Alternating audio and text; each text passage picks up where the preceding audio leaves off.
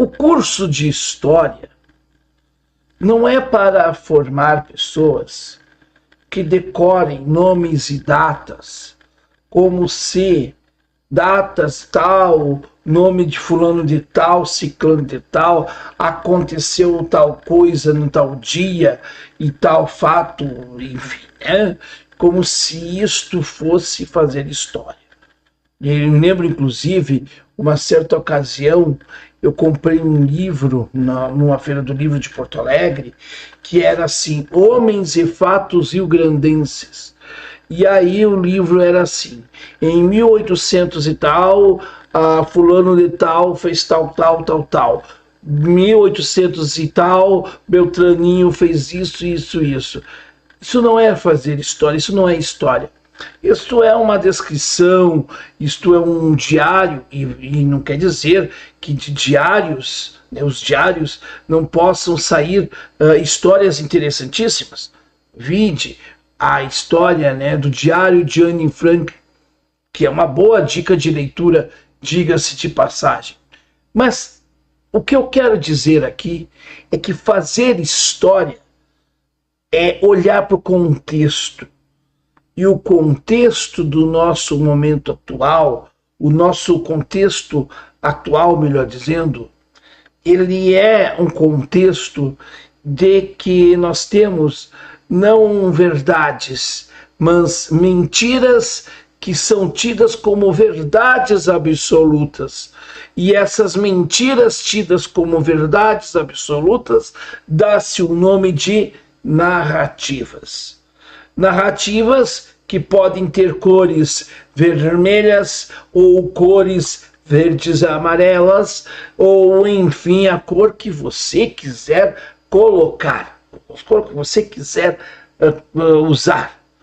O fato é que, vejamos bem, nós temos uma imprensa que não investiga rigorosamente nada de uma denúncia em que o Ciro Gomes faz sobre algo muito sério, em que um Ministério Público é leniente, em que quem acusa ou quem, né, no caso, apresenta, né, uma denúncia, a primeira coisa a ser feita é o quê? Vamos descredibilizá-lo. Não se pensa sequer em apurar de fato se essas informações são verdadeiras. Então, qual é o processo natural? Qual o devido processo natural? A apuração desses fatos e levantar isto, mas no caso do Ciro não.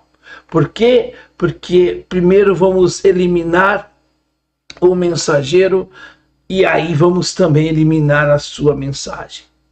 Quando Ciro denunciou os desvios da Landulfo Alves feitos por Bolsonaro, o Ministério Público ficou em silêncio. O Ministério Público ficou em silêncio para tantas coisas. Aliás, engavetou inúmeros pedidos de impeachment de Bolsonaro. Portanto, né, o amigo de Bolsonaro, né, o engavetador, né, de Bolsonaro, deixou livre, leve e solto o criminoso a qual muitos, né, aqui vêm e dizem que ele é santo, que ele é honesto, inocente. A palavra honestidade e a palavra inocência estão sendo deturpadas por fatores, né, como fanatismo e hipocrisia, por gente que pensa que a honestidade e os bons costumes se dá somente pelas palavras e se esquecem que as pessoas realmente de bem e dignas, elas não precisam falar que elas são, elas provam pelos seus gestos. Assim como os democratas de verdade não precisam bater no peito e bater bumbo na frente de qualquer instituição dizendo democracia, democracia, como os petistas fizeram este ano, porque quem é democrata de verdade age de forma democrata ao natural. Mas no Brasil as coisas são assim. As pessoas querem parecer ter, mas jamais serem o que elas querem vender para os outros. É um mundo verdadeiro de ilusões. É um mundo de mundos paralelos, na verdade, que nós estamos vivendo nos dias atuais. Eu estou falando de tudo isso, e tudo isso aqui estou falando, sim, com muita tranquilidade, porque hoje, pé da vida, cansado de algumas coisas da minha vida pessoal, eu fui para o cinema. E no cinema eu vi um filme. Um dos filmes mais belos da minha vida. Talvez um filme que eu mais gostei de ver de todos os tempos. Um filme que não tinha muita gente assistindo. Aliás, acho que tinha eu e mais um casal. Se é que o casal que estava ali estava preocupado em ver o filme, mas eu estava ali para ver. E foi um filme fantástico. Uma vida contada. A vida de uma pessoa que lutou realmente contra o fascismo. Que a sua vida é o exemplo de quem lutou pelo fascismo, que lutou contra o nazismo, que salvou vidas. Quase 700 vidas infantis durante a Segunda Guerra Mundial. E é um filme lindo. Um filme que vale a pena assistir se você tiver a condição de ir no cinema. Vá assistir este filme. Uma Vida, a História de Nicholas Winton. É um dos filmes mais lindos que eu vi sobre a questão judaica, sobre a questão judaica, sobre a questão de ser judeus e Segunda Guerra Mundial. Olha, eu chorei do início ao fim. Um filme realmente perfeito para o momento que nós vivemos. E é uma história comovente do início ao fim. Este homem merecia ser visto por muito mais pessoas. E a prova que poucas audiências não significam que haja pouca qualidade. Porque uma história como essa devia ter plateias muito maiores. Mas, infelizmente, tinham ali 3 pessoas assistindo. Eu assisti aquele filme de uma maneira que a minha pipoca, eu não comia a minha pipoca, porque eu fiquei vidrado na história do início ao fim. E eu adorei aquele filme. E eu me senti representado naquele filme.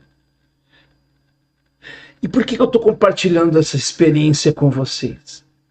Sabe por quê? Eu não seja o Nicholas Winton. Não. O Nicholas Winton não vou ser, jamais vou chegar na altura dele. Mas é que uma coisa que me chamou a atenção, sem dar spoiler, é que ele salvou tanta gente. E ele se preocupava e se culpava das pessoas que ele não conseguia salvar. Mas ele tinha feito tanto. E quando, em determinado momento, ele levou para um jornal local, ele tinha uma pasta com as anotações das pessoas que ele ajudou e tudo. Enfim, história fantástica. A pessoa vai lá, imbecil, o ignora completamente. E quando ele vai para a rede de televisão, que é uma história da Inglaterra, então ele vai para a BBC. Quando a BBC mostra a sua história, aí o jornal quer, né, retratá-lo. E aí ele não quer papo com esse cara, porque não tinha que dar papo mesmo o imbecil que o ignora completamente. E, né, o Nicholas, né, ele ignora e faz, né, completamente uma história assim, ó, uma história de vida de 106 anos, de um agnóstico, mas de um homem bom de coração que fez pelo próximo. A pergunta que não quer calar é o que nós estamos fazendo pelo nosso próximo. O que nós estamos fazendo. Porque não basta somente parecermos bons. Porque o próprio Cristo já nos dizia que nem todos que dizem Senhor, Senhor entrarão no reino dos céus. Mas teremos que buscar ser bons de verdade. E aquele homem era bom, ele era agnóstico, ele não era nem religioso. E aquele homem fez. Se preocupou com crianças que viviam em situações paupérrimas, precaríssimas. E se preocupou e chorava desesperadamente, mesmo depois de muitos anos, daquelas crianças que pegaram o trem e não conseguiram desembarcar para a Inglaterra e serem salvas de Hitler, que as dizimou, infelizmente. Mas mesmo assim, este herói salvou mais de 600 vidas. Este homem mereceria muito mais reconhecimento. E essa história, para mim, foi inesquecível. E será. Por isso que eu digo, não me estendendo, mas já me estendendo, fazer história é captar e ter sensibilidade para entender que o que é histórico e o que é importante, ele é não pelo que as pessoas dizem, mas pelo que a nossa sensibilidade apura. Essa história, se dependesse das academias por aí, talvez nunca fosse contada.